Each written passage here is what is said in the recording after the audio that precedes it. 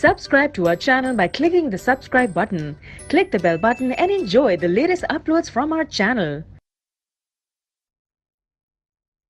अब बच्चों turnover basis का एक क्वेश्चन करके दिखाता हूँ। एबीसी पार्टनर्स हैं, प्रॉफिट कैपिटल रेशियो में बांट रहे हैं और कैपिटल है 3 लाख 2 लाख एंड 1 लाख, मतलब 3:2:1 का रेशियो हो गया।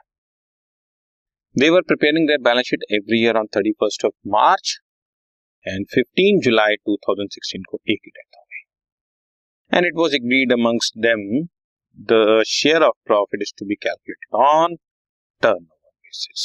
ठीक है जी बच्चों, 31 मार्च को अगर हम ईयर बना क्लोज कर रहे हैं तो अप्रैल, मई और जून और आधा जुलाई, मतलब जो भी देना है इसमें 3.5 मंथ्स का देना है। तो ध्यान से, अब इन 3.5 मंथ्स का हमारा शेयर क्या है, ध्यान से सुनिए। लास्ट ईयर का हमारा टर्नओवर था 5 लाख और लास्ट ईयर का प्रॉफिट था 50,000। ये बच्चों कॉमा गलत जगह पे लगा हुआ है, इफ यू सी ध्यान से देख रहे हो तो 50,000 रुपए का प्रॉफिट है इस साल। For the period from 1st of April to 15 July firm की सेल हुई है 1,70,000। अब लास्ट ईयर की 5 लाख रुपए की सेल पर फर्म ने 50,000 का प्रॉफिट और इन 3.5 महीने में फर्म की सेल है 1,70,000। तो अब आप जरा शेयर ऑफ प्रॉफिट निकाल लो। सबसे पहले आप निकालेंगे profit up to the date of death.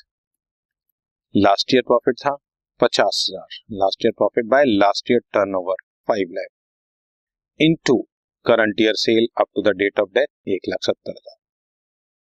सो 3.5 महीने का, यानी कि अप्रैल, मई, जून एंड आधा जुलाई, 3.5 महीने का शेयर ऑफ प्रॉफिट आया फर्म का 17,000। इसमें से ए की डेथ हुई है, सो ए का share of profit will be 3:2:1 उनकी रेशियो है ना बच्चों। तो 3/6 इंटू 17,000, 8,500 ए का शेयर। बहुत सिंपल है। अगर मैं थोड़ा सा और लिटिल बिट टेक्निकली बोलूं तो लास्ट ईयर 5 लाख की सेल पर अगर आपने 50,000 रुपए प्रॉफिट कमाया था तो तुम 10% प्रॉफिट कमा रहे हो।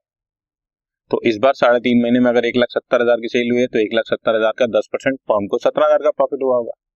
तो 17,000 के प्रॉफिट में से ए का शेयर 3:2:1 के हिसाब से ए का शेयर 3/6 है, तो 3/6 ऑफ 17,000, 8,500 का शेयर आ गया। एंट्री वही सेम पास होनी है, profit and loss suspense account debit to एस का। एंट्री में कोई चेंज नहीं, सिर्फ अमाउंट कैलकुलेट करने का ये सेट।